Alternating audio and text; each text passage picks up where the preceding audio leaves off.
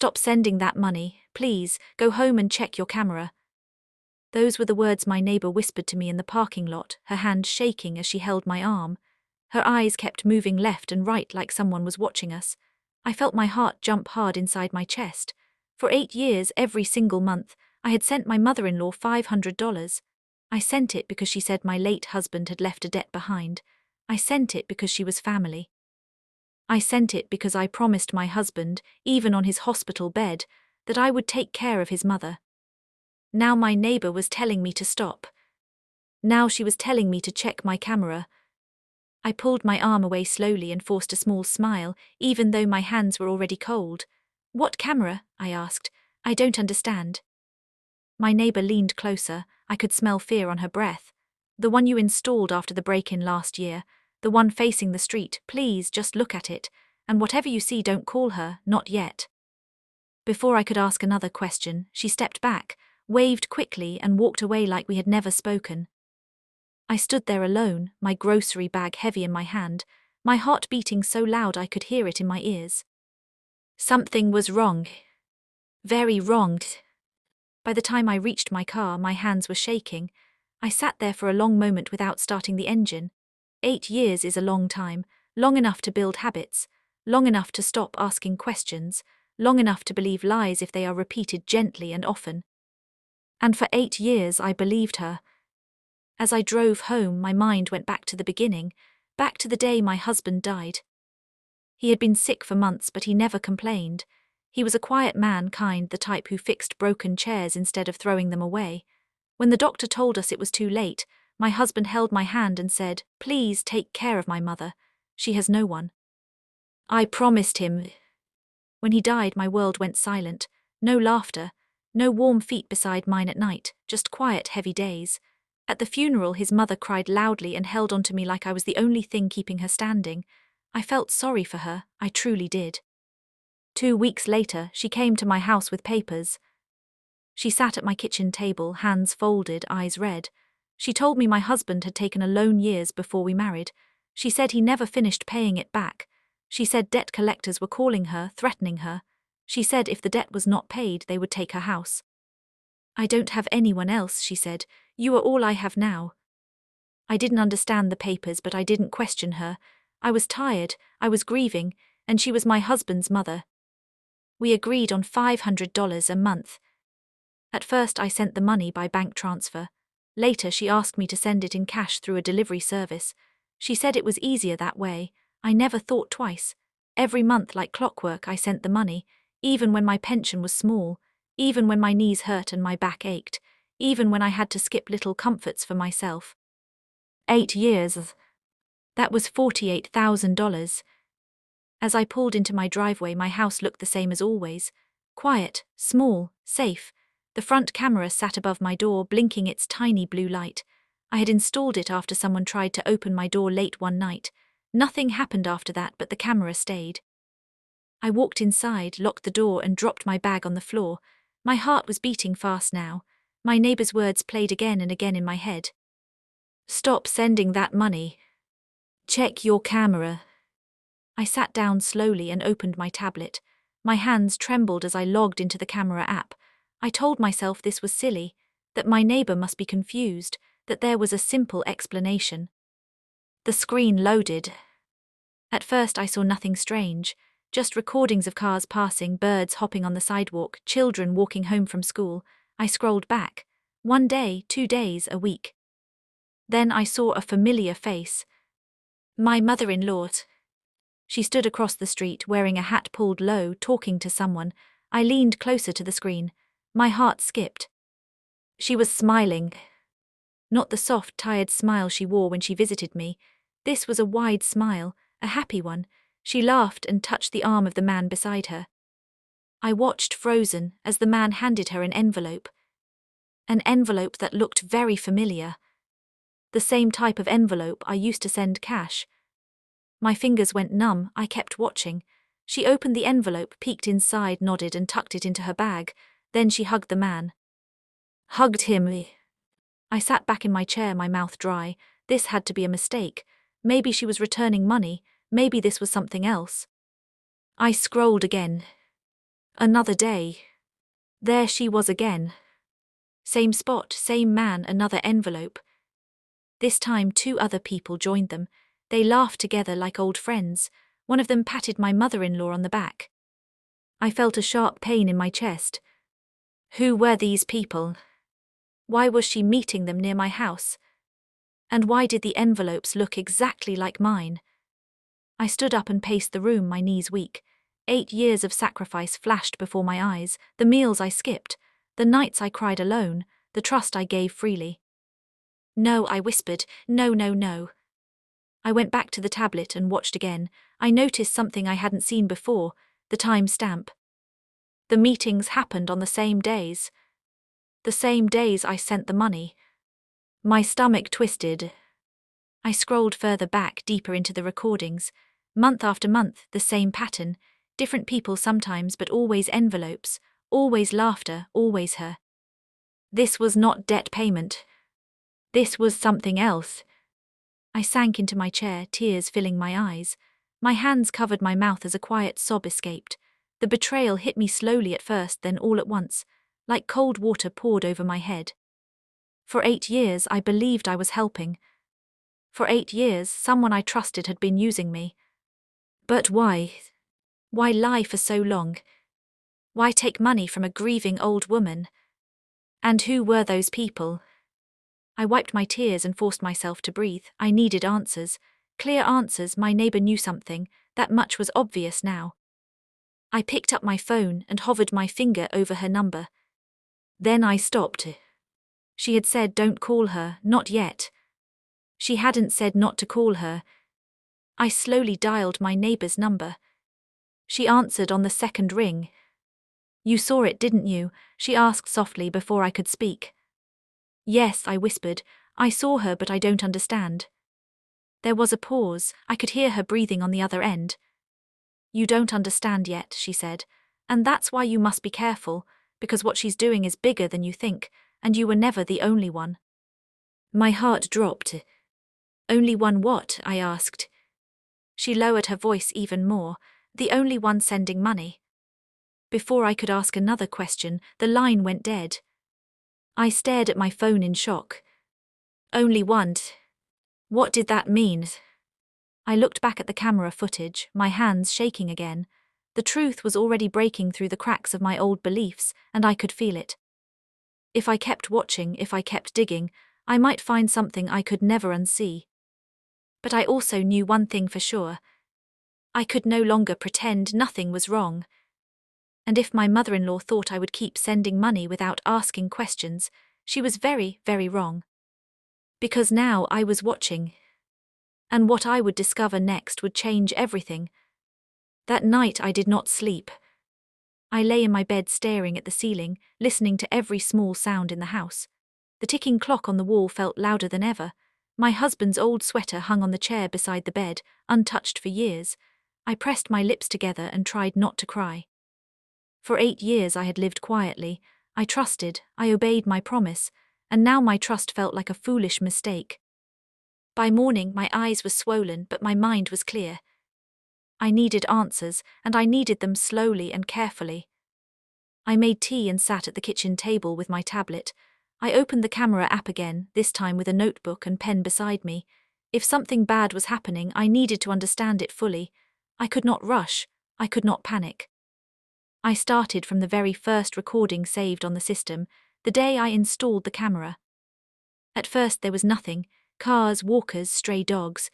Then about 3 months after the camera went up, I saw her again. My mother-in-law. This time she stood alone, looking around before stepping closer to my house. She reached into her bag and took out her phone. She made a call and spoke quickly, her back turned to the camera. Then she laughed. That laugh cut deep. It was not the sad, tired laugh she showed me when she talked about debts and stress. It was light, easy, almost joyful. I paused the video and stared at her face. How could you laugh like that, I whispered, while taking my money. I kept watching. A man arrived. He was younger than her, dressed neatly. She greeted him warmly like someone she knew well. He handed her an envelope. She opened it, counted something inside, then handed part of it back to him. My heart began to pound. Why would she give money back? I rewound the clip and watched again, slowly, carefully. This was not a debt collector. This looked like a business. I flipped the page of my notebook and wrote down the date and time. Then I continued. Maury recordings, Maury meetings, sometimes with the same man, sometimes with others, different faces, same envelopes. I noticed something else too. On several occasions, she arrived in a car. A nice car. Not the old, broken one she always complained about when she visited me. I leaned back in my chair, my chest tight. For years she had told me she was barely surviving. She said she skipped meals. She said her roof leaked. She said she lived in fear of losing her home. And yet here she was, stepping out of clean cars, dressed neatly, laughing with strangers. My hands trembled as I turned another page in the notebook. I thought about all the times she had called me crying. I don't know what I would do without you, she would say. God will bless you for this. Each word now felt like poison. Around noon, my neighbor called me. I was hoping you'd call back, she said. I've been watching the footage, I replied quietly. There's a lot. Yes, she said, I know. I closed my eyes. How long have you known? There was a pause. Longer than I wanted to, she answered. But I didn't know how to tell you. You looked so tired all the time, and she always came here with sad stories. So you've seen her too, I said. Yes, my neighbor replied. I see everything from my window. I started noticing her visits about 3 years ago, always quick, always secretive. Why didn't you say anything? I asked, my voice shaking. Because I wasn't sure, she said honestly, and because sometimes the truth can break people. Her words were gentle, but they didn't soften the pain. I'm not broken yet, I said, but I will be if I don't understand this. She sighed, there's something else you need to know. I gripped the phone tighter. What? She's not just taking money from you, my neighbor said. I recognized one of the men, he lives 2 streets away.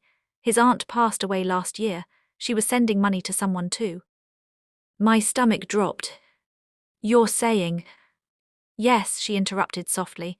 You are not the only one. I believe she's been doing this to several people. Older women, widows, people who trust easily. I felt sick. How could she, I whispered. She's a mother. She's a liar, my neighbor replied, and I think she's been lying for a very long time. After we hung up, I sat in silence for a long time. The kitchen felt colder than usual. My tea had gone untouched. Everything was starting to make sense in a terrible way. The pressure she always claimed, the never-ending debt, the reason it never seemed to decrease, the reason there was always another emergency. It was never about my husband's debt. It was about control. It was about easy money. That afternoon, I did something I had never done before. I did not send the money. The day had come. The usual reminder message arrived on my phone. Please don't forget, they are pressuring me again. I stared at the message. My fingers hovered over the screen. Then I typed back something simple. I will send it later today. A lie. But for the first time in 8 years, it felt like the truth was on my side. I needed time. That evening she called me. Her voice was calm at first. Did you get my message? Yes, I replied. I'm busy today. There was a brief silence. Busy, she repeated. This is important. I know, I said evenly. Another pause, this one longer. You've never delayed before, she said slowly. I could hear something new in her voice. Suspicion. I'm old, I replied. Sometimes I need rest. She laughed lightly, but the sound was forced. Don't worry, just send it tomorrow. Maybe, I said. The call ended quickly. I sat there staring at the phone, my heart racing. This was new territory. For years I had been predictable, reliable, silent. Now I had broken the patterns.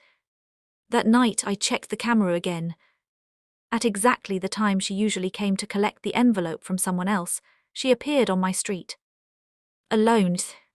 She stood across from my house and stared directly at the camera. My breath caught. She raised her phone and made a call. Then she smiled. Not a warm smile. A sharp one. The kind of smile that says someone knows they are being watched. I froze. How much did she know? Had she figured out that I knew? I watched as she walked closer to my door, slowly, deliberately, her eyes never leaving the house. Then she knocked. Hard. My heart slammed against my chest as I sat frozen on the couch, watching her on the screen. The knocking grew louder.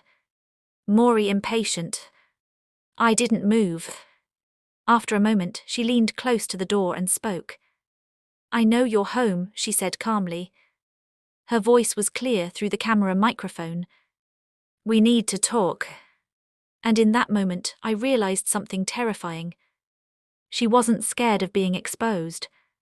She was confident. And that meant she was hiding something much bigger than money. I did not open the door. I sat on the couch, my back stiff, my eyes fixed on the screen showing my front porch. My mother-in-law stood there, her face calm, almost patient. She knocked again, slower this time, like she knew she had all the time in the world. Please, she said softly, I don't want trouble. Trouble. The word made my stomach turn. I stayed silent. My heart pounded so hard I was afraid she could hear it through the door. After a long moment she stepped back, adjusted her bag and looked straight into the camera again. You're a good woman, she said, her voice sweet. You've always been good to me, don't let strangers confuse you. Strangers. So she knew.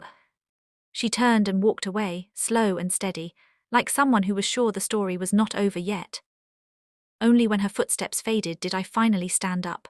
My legs felt weak. I locked the door again, even though it was already locked, then leaned my forehead against the wood and breathed out slowly. That night, fear sat with me like an unwanted guest.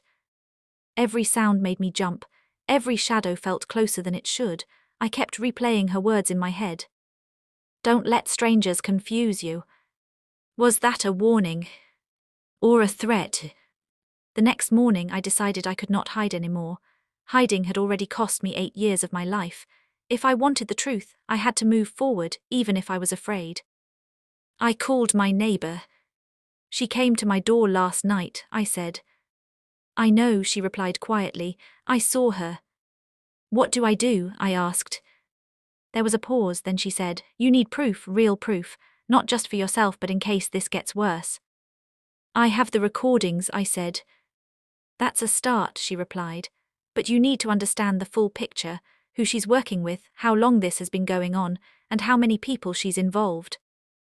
The word involved echoed in my head. After we hung up, I opened a small box I kept in my bedroom closet. Inside were old bank statements, letters, and receipts. I had never looked at them closely before. I trusted too easily.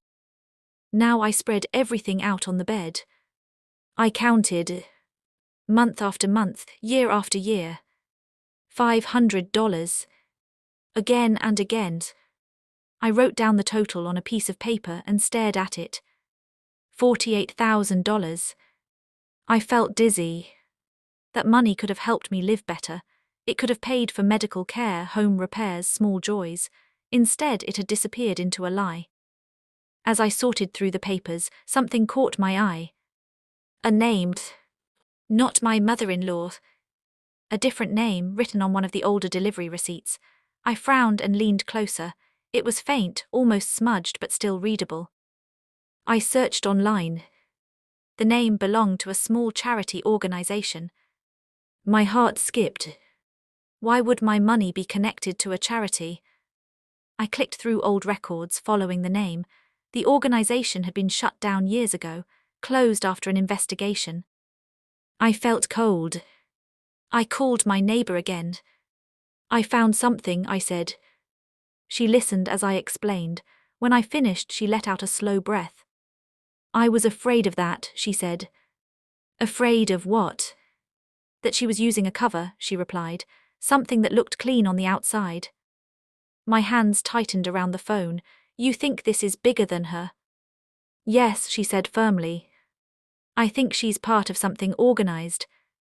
The word scared me. Organized meant planned. Planned meant deliberate.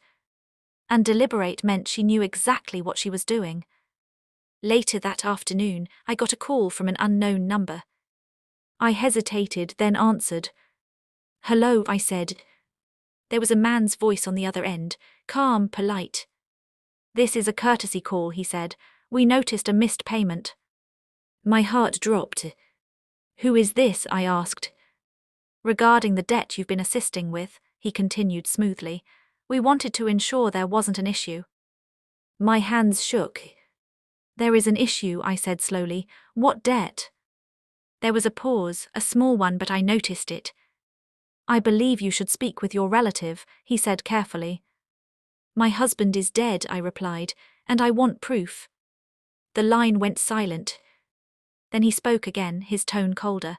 "You've been very cooperative all these years. It would be unfortunate if misunderstandings caused problems."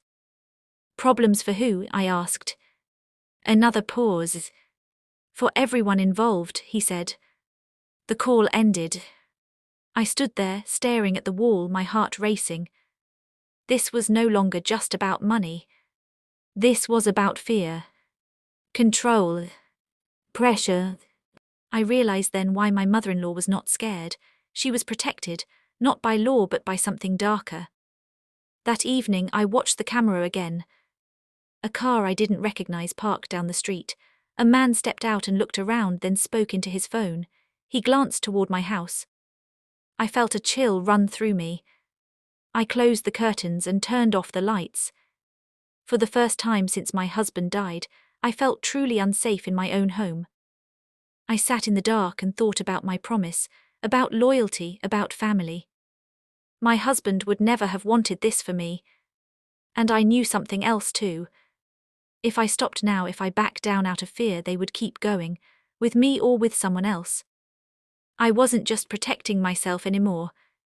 I was standing at the edge of something dangerous. And once you see the truth, you can't unsee it. As I lay in bed that night, my phone buzzed with a message. From my mother-in-law. "You're asking questions you shouldn't." I stared at the words, my heart pounding. Then another message came through. "We need to meet tomorrow." I realized then that whatever she was hiding, she was ready to fight to keep it hidden. And if I agreed to meet her, I might finally learn the full truth. Or I might walk straight into a trap. I read the message again and again. "We need to meet tomorrow." My first feeling was fear, the deep kind that sits in your stomach and makes your hands cold. The second feeling surprised me. Anger. Not loud anger, not shouting anger. A quiet, steady anger that told me something inside me had changed. For 8 years I had been the one who listened, who obeyed, who gave. Now someone was telling me what to do again, and I didn't want to listen anymore. I didn't reply right away. I sat at my kitchen table and stared at the wall. My husband's picture hung there, smiling gently like he always did.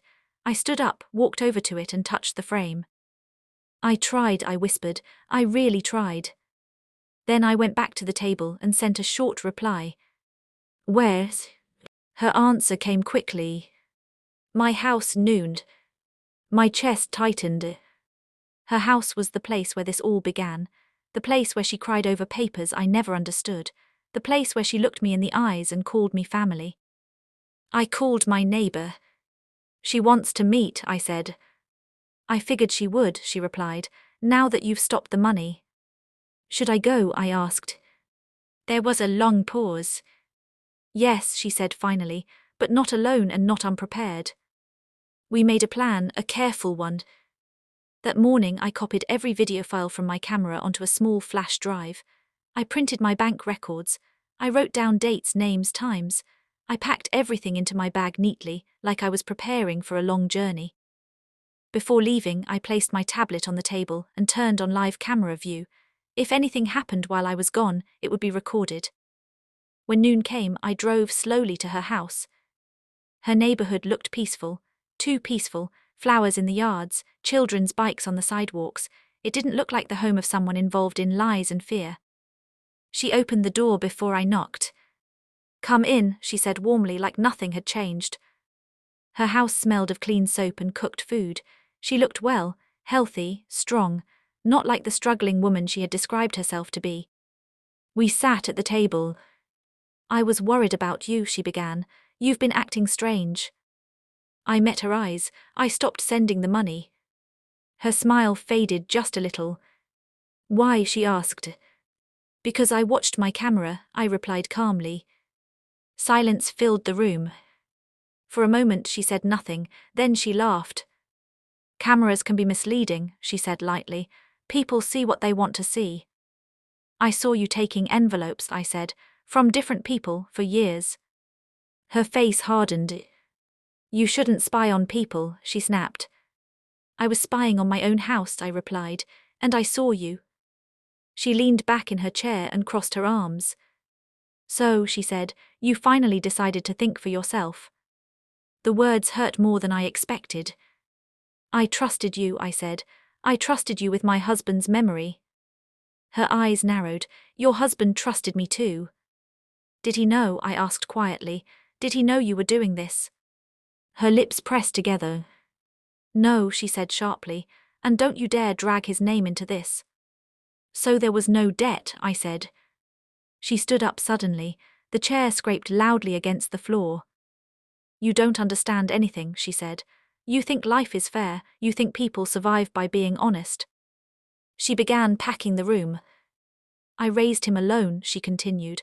"I sacrificed everything, and when he died, what was left for me? Nothing, so yes, I found a way." "A way to steal," I said. "A way to survive," she corrected.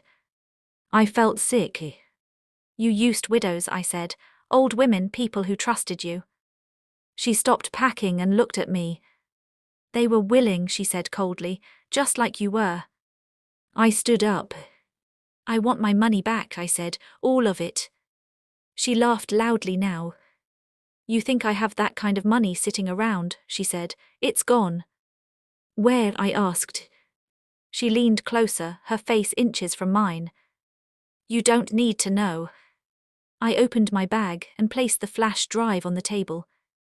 "I know more than you think," I said, "and other people are starting to know too." Her eyes flicked to the drive.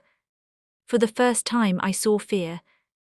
"You showed someone," she said quietly. "I protected myself," I replied. Her phone buzzed on the table. She glanced at it, then back at me. "You shouldn't have come here," she said. Before I could respond, the front door opened. A man walked in. The same man from the camera. He looked at me, then at her. "This is the one?" he asked. My heart dropped. She nodded slowly. "This is the one," she said. The man smiled, but there was no kindness in it. "Then we have a problem," he said. And in that moment, I realized I had walked straight into the center of everything I was trying to uncover. The room felt smaller the moment the man stepped inside. My heart began to race, but I forced myself to stay still. I had learned something important in the last few days. Fear shows when you let it, and once people see your fear, they use it. The man closed the door behind him slowly. He was tall, well-dressed, and calm in a way that made my skin crawl. This was not someone who acted without thinking. This was someone used to control. "This didn't have to get complicated," he said, pulling out a chair and sitting down like this was a normal meeting. My mother-in-law avoided my eyes. "You lied to her," he continued, speaking to her now. "I told you to keep things quiet." "She stopped sending the money," she snapped. "What did you expect me to do?" I finally spoke. "Who are you?" He looked at me and smiled politely. "Someone who helps people solve financial problems." "That's funny," I said, "because all you've done is create them." His smile faded slightly. "You're very brave," he said, "but bravery without understanding can be dangerous." I reached into my bag and pulled out the printed bank records. I laid them on the table, one by one. 8 years, I said. Every month you used my husband's name, you used my grief, and you used fear. My mother-in-law's face tightened. "He would have wanted this," she said weakly. "No," I replied firmly. "He would never want me used." The man leaned forward. "Let's be honest, you don't want trouble, and neither do we. This can all go away if you continue as before." The words hit me like a slap. "You think I'd keep paying you?" I asked. He shrugged. It's easier for everyone. For the first time my voice shook, but I didn't stop. I have recordings, I have names, I have proof of what you're doing, and I am not alone. My mother-in-law looked at me sharply. What does that mean? It means people are watching, I said, and people are starting to ask questions. That was a lie, a small one, but it landed hard. The man's eyes narrowed. He stood up slowly. You don't understand the risk you're taking, he said. People get hurt when they talk. I met his gaze. People get hurt when they stay silent too. Silence filled the room again. Then my phone buzzed. I looked down. A message from my neighbor. Police are on their way. I followed the plan. My heart jumped, but I kept my face calm. The man noticed my expression change. What did you do? He asked sharply. I picked up my bag and stood up. I protected myself. My mother-in-law stood too, panic now clear on her face. You wouldn't, she said. You wouldn't do this to me. I already did this to myself for 8 years, I replied. This ends now. Sirens sounded faintly in the distance. The man swore under his breath. We need to leave. He moved toward the back door. No, I said loudly, you're not going anywhere. The front door burst open moments later. 2 officers stepped inside. Everything happened fast after that. Questions, confusion, raised voices. I handed over the flash drive, the papers, the dates. The officers listened. My mother-in-law cried. She said she was desperate. She said she was pressured. She said she never meant for it to go this far. But the truth was already out. And once truth steps into the light, lies fall apart quickly. As I sat in the police station later that evening, wrapped in a blanket, I felt something I hadn't felt in years. Relief. Not happiness, not yet. But relief. The kind that comes when a heavy door finally opens. I thought about my husband, about promises, about love. I kept my promise to him. I cared, I gave, I stayed kind. But kindness does not mean silence. Sometimes the bravest thing a person can do is say, "This is wrong," and walk away. Outside, the night air felt cooler than usual, cleaner. For the first time in 8 years, I went home without fear. And I knew this was only the beginning of my taking my life back. I thought the police station would feel safe.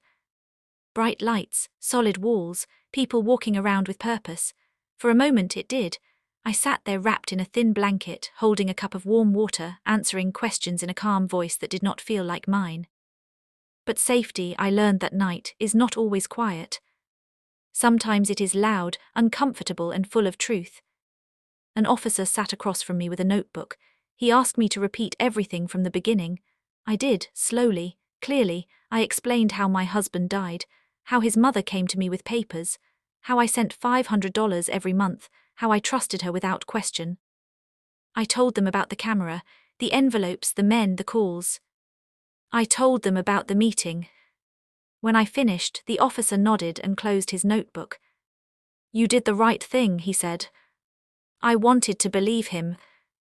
They let me go home late that night. My neighbor drove me. Neither of us spoke much. Words felt too small for everything that had happened. When I walked into my house, I felt strange, like I was visiting a place I had lived in for years but never truly owned. I locked the door, checked the windows, then sat on the couch and cried quietly until my chest hurt. I slept for a few hours. In the morning, my phone rang. The sound made my heart jump. It was an unknown number. I hesitated, then answered. This is Detective Harris, a man said. We need to ask you a few more questions. My stomach tightened. Is something wrong? There are some things you didn't know, he said carefully, and some things your mother-in-law didn't tell us. I closed my eyes. Can you come in today? He asked. Yes, I said, I can. At the station, the detective showed me photographs, names, records. What I saw made my hands shake. My mother-in-law had not started this after my husband died. She had been doing it before. Years before. She had joined a group that targeted older people who lived alone. Widows, retirees, people with small pensions but big hearts, they created stories, debts, medical emergencies, lost investments. My husband had never known. His name was used only after his death, because it made the lie stronger. She was very convincing, the detective said. She gained trust easily. I nodded slowly. She wasn't just a helper, he continued. She was a recruiter. The word hit me hard. Recruiter. She brought others into the group, he said. Including the man you met, they shared profits. I felt sick. Is she going to jail? I asked quietly. The detective looked at me for a long moment. That depends. On what? On how much she talks, he said, and how much pressure is put on her. I left the station feeling heavy. At home I tried to distract myself. I cleaned. I cooked soup I didn't eat. I watched the camera feed even when nothing happened. Then in the afternoon someone knocked. My heart stopped. I checked the camera. It was my mother-in-law's sister. I hadn't seen her in years. I opened the door carefully. She looked tired, older than I remembered. Can we talk? She asked softly. I let her in. She sat down and folded her hands. She called me, she said, from the station.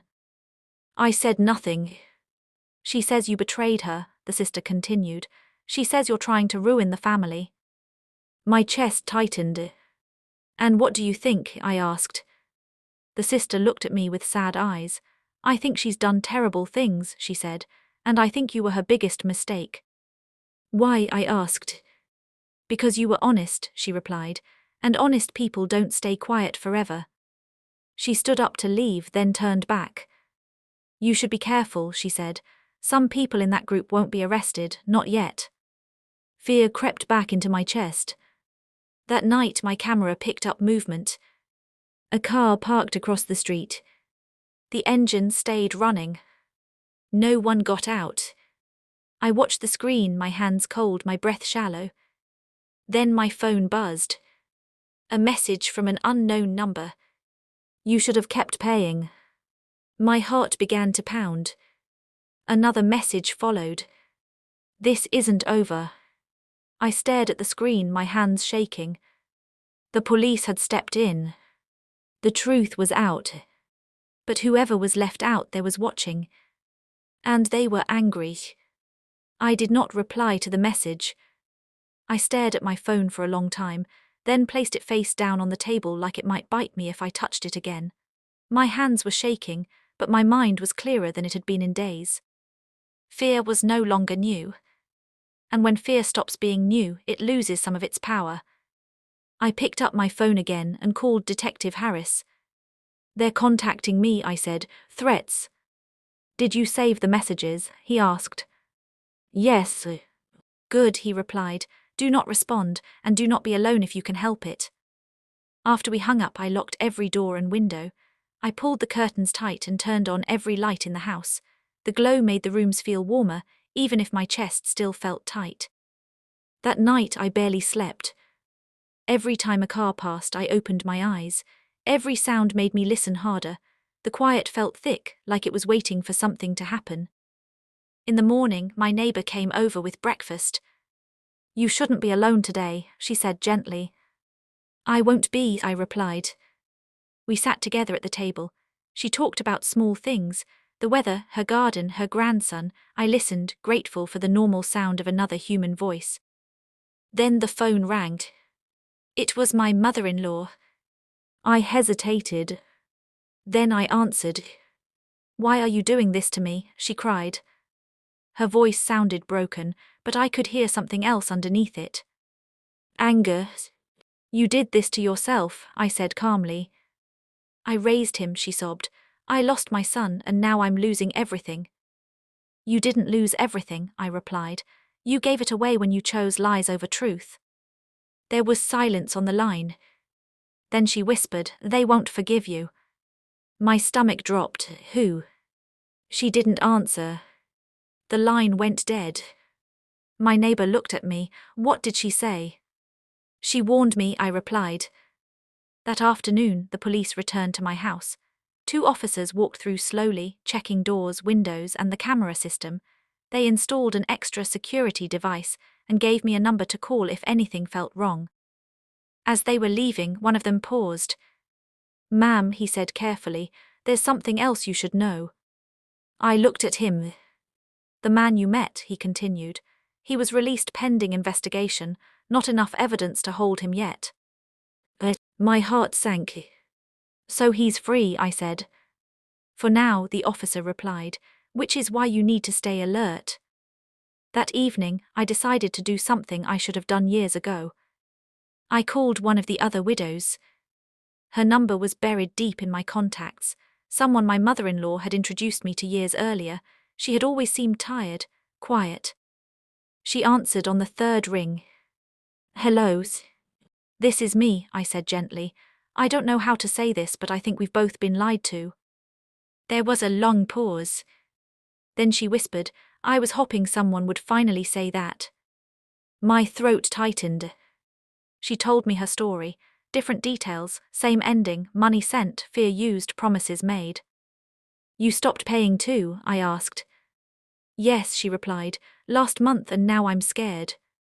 "You're not alone," I said, "not anymore."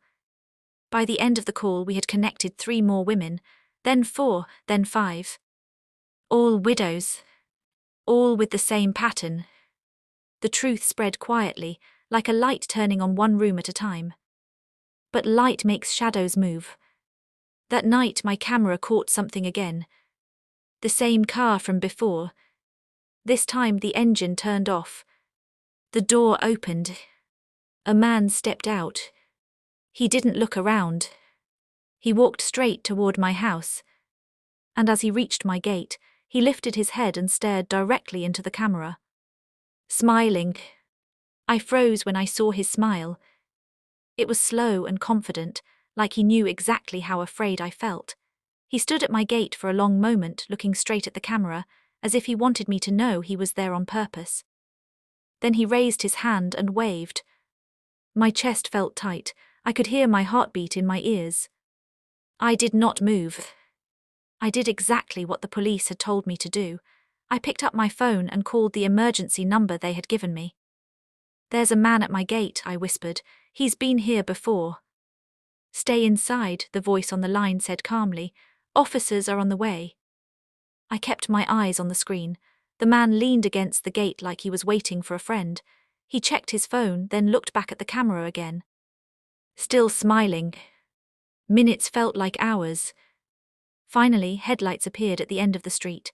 The man straightened up, glanced toward the sound, and stepped back from the gate. He walked quickly to his car and drove away just as the police car turned onto my street. Too late. Again. The officers checked the area, took my statement, and promised to increase patrols. They were kind, but I could see it in their faces. This was becoming complicated. After they left, I sat alone in my living room, shaking. The lights felt too bright now. My home no longer felt safe, it felt watched. I kept thinking about the women I had spoken to earlier, about how scared they sounded, about how long they had been silent. Fear grows in silence. That night I made a decision. The next morning, I invited the other widows to my house. One by one they arrived, some walked with canes, some held their bags close to their chests, all of them looked tired. We sat together in my living room. I told them everything, the camera, the recordings, the meeting, the threats. Some of them cried, one covered her mouth in shock, another stared at the floor, nodding slowly like she had always known. "They used us," one woman whispered. "Yes," I said, "but we don't have to let them keep doing it." We talked for hours, we compared notes, dates, names, stories. The pattern became clear. Same lies, same pressure, same fear. By the end of the meeting, something had changed. We were no longer alone. We decided to act together. That afternoon, Detective Harris called. "We've been hearing from others," he said. "More reports are coming in." "That's because we're talking now," I replied. He was quiet for a moment. "That helps more than you know." But even as things moved forward, danger did not disappear. That evening, I received another message. You think you're strong because you have friends. My hands shook as I read it. Another message followed. Friends won't save you. I showed the messages to the police. They nodded, took notes, and reminded me again to be careful. Later that night, I checked the camera one more time before bed. The street was empty. Too empty. No cars, no people, no movement. I was about to turn off the screen when I noticed something small. A shadow. Right at the edge of my porch. Someone was standing just out of view. Not moving. Waiting. And then, very slowly, a hand reached into the camera's frame and knocked on my door. The knock was soft. Not loud, not angry. Careful. Like the person on the other side knew exactly how fragile my nerves already were. I did not move. I sat on the couch, my eyes locked on the camera screen, my breath shallow. The hand withdrew from the frame. A moment passed, then another knock slightly firmer. My phone buzzed. A message. Open the door, we just want to talk. My heart felt like it might burst out of my chest. I called the police again, my voice barely steady. Someone is at my door, they won't leave. Stay where you are, the dispatcher said. Officers are on the way. The knocking stopped. I watched the screen. The shadow moved slowly. The person stepped back just enough for the camera to catch his face. It was not the man from before. This one was older, thinner. His eyes looked tired, not cruel. He adjusted his jacket and glanced up at the camera.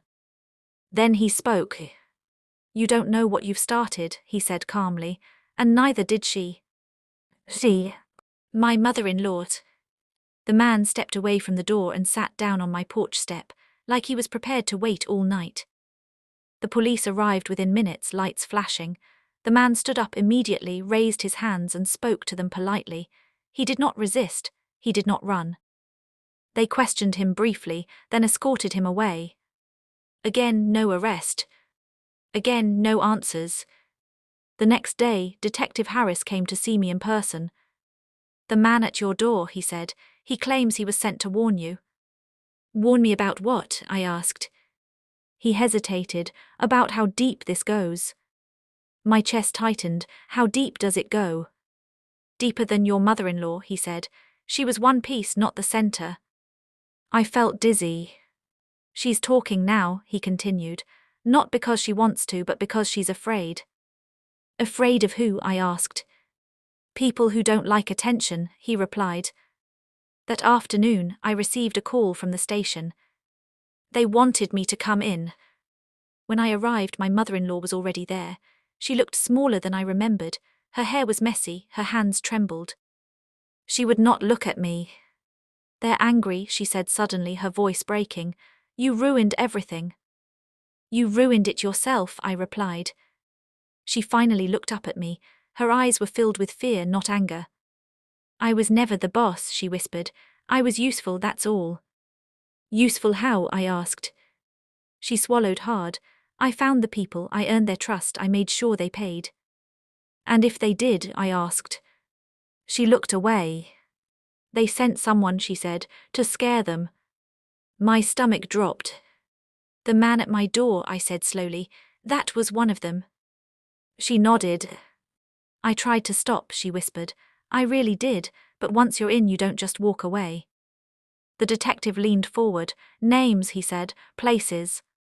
She hesitated, then spoke. As she talked, I realized something chilling. This group wasn't just targeting widows. They were targeting anyone lonely enough to believe a lie. When we left the room, Detective Harris turned to me. Your case changed things, he said, but it also put you in the spotlight. That night, as I returned home, my street was quiet again. Too quiet. I checked the camera. Nothing. I tried to calm myself, made tea, sat down. Then my phone rang. An unknown number. I answered. A familiar voice spoke softly. You were never supposed to survive this, the voice said. The line went dead. And at that moment, I knew the danger was no longer circling my house.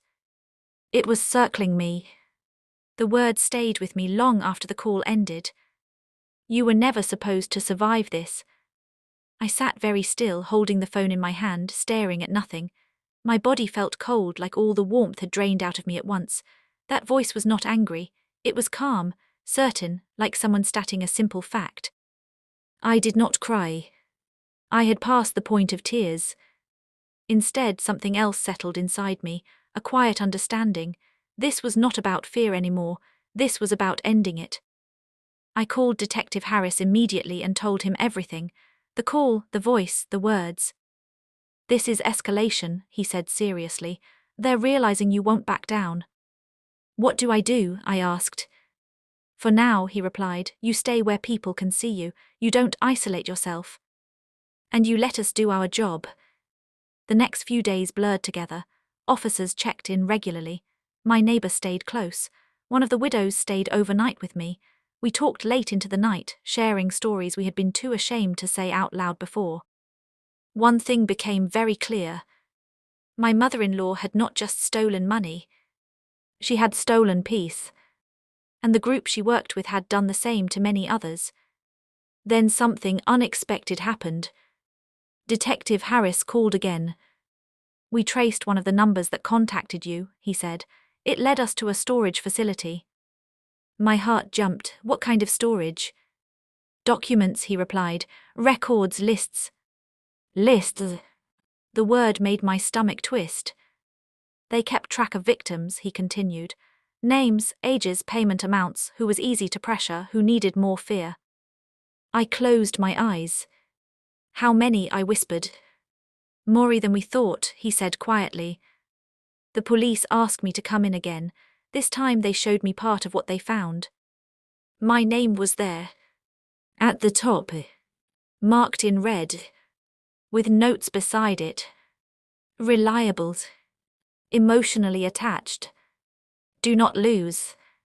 I felt sick. They planned to keep you paying for life, the detective said, or until you couldn't anymore. A wave of anger rushed through me. Not loud anger, not shaking anger. A deep, steady anger that made my back straighten. They won't touch anyone else, I said. The detective looked at me carefully. We're working on arrests, he said, but we need one more thing. What? I asked. Testimony, he replied, and a face. I understood immediately. They needed someone willing to stand up publicly. Someone they had tried to silence. Someone like me. That night I thought about my husband again, about promises, about fear, about how easy it is for bad people to win when good people stay quiet. By morning, my decision was made. I'll do it, I told them. Arrangements were made quickly, a formal statement, a recorded interview, protection promised. But promises don't erase danger. That evening, as I returned home, I noticed something strange. My front door was unlocked. I was sure I had locked it. My heart began to pound. I stepped inside slowly. The house was quiet. Too quiet. Then I saw it. An envelope on my kitchen table. The same kind. Brown. Thick. Familiar. My hands shook as I picked it up. Inside was a single piece of paper. 3 words written in neat, careful handwriting. We warned you. And behind me, I heard the soft click of the door closing. The sound of the door closing behind me felt louder than a gunshot. I did not turn around. I stood very still, holding the envelope in my hands, my heart beating so hard I thought I might fall. Every lesson I had learned over the past weeks rushed through my mind at once. Do not panic. Do not react too fast. Buy time. Hello, I said calmly, even though my voice trembled just a little. You didn't need to break in, you could have knocked.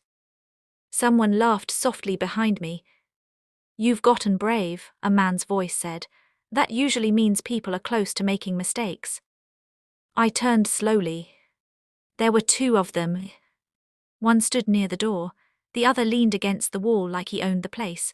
Both wore ordinary clothes. If I passed them on the street, I would never look twice. That was the most frightening part. You shouldn't be here, I said. The man by the wall smiled. You shouldn't be talking to the police. I didn't invite you, I replied. You invited us when you stopped paying, the first man said. When you started asking questions, when you forgot your place. My place, I asked. Yes, he said, quiet, grateful, useful. The word useful made my stomach turn. I took a slow breath. You broke into my home, that's a crime.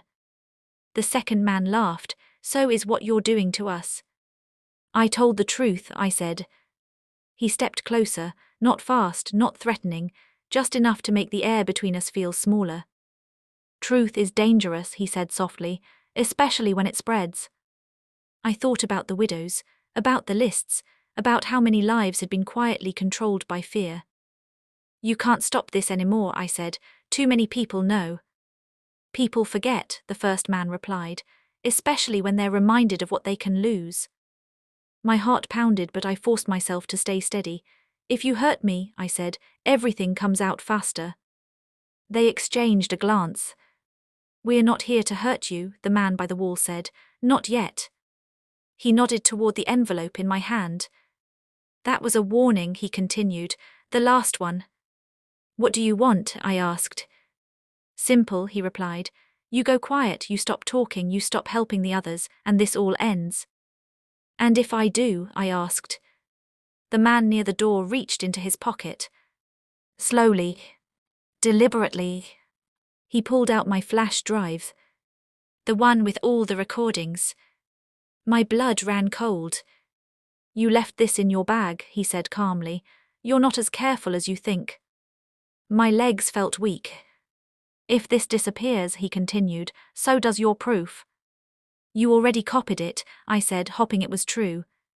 He smiled again. Did you? I opened my mouth to speak, but before I could, a sound cut through the room. Sirens. Distant at first. Then closer. The men froze. The man holding the flash drive cursed under his breath. You told someone, he snapped. I didn't answer. I didn't need to. The sirens grew louder. Red and blue lights flashed through my curtains. The men backed toward the door. This isn't over, one of them said. Not for you. They slipped out just as heavy knocking hit the door from the outside. Police, a voice shouted. I dropped the envelope and stepped back, my whole body shaking now. As the door burst open and officers rushed in, one thought filled my mind. They were scared, which meant I was closer than ever. But I also knew something else. If they were willing to break into my home, then next time they might not come just to talk. And whatever happened next would decide everything. The police filled my house with noise and light. Questions came fast. Names, descriptions, what they touched, what they took. I answered everything slowly, carefully, my hands still shaking. An officer wrapped a blanket around my shoulders and guided me to the couch. I was safe. Truly safe. For the first time since this began, I felt it in my bones. The officers searched the house. They found fingerprints, shoe marks, the broken lock at the back door, proof that the men had been there just like I said. And the flash drive. It was gone. But that no longer mattered. Because earlier that week, the police had already copied everything. Every video. Every record. Every message. Every name. Those men had come too late. Detective Harris sat beside me and spoke softly. You did exactly what we hoped, he said. You stayed calm, you bought time, and you proved they were desperate. What happens now? I asked. Now, he said, everything moves fast. And it did. Within days, arrests were made. Not just my mother-in-law. Not just the men who came to my house. But the entire group. They had been operating for years, moving quietly from neighborhood to neighborhood. They used family ties, fake charities, made-up debts and fear.